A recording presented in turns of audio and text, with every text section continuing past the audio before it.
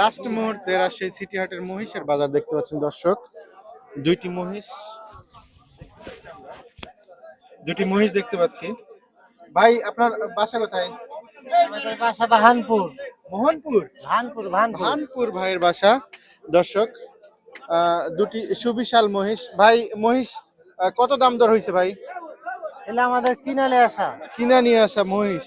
দাম পাইছেন কত ভাই? দাম পাইছি 550। 550। আনুমানিক ওজন কিরকম আছে বড় ভাই?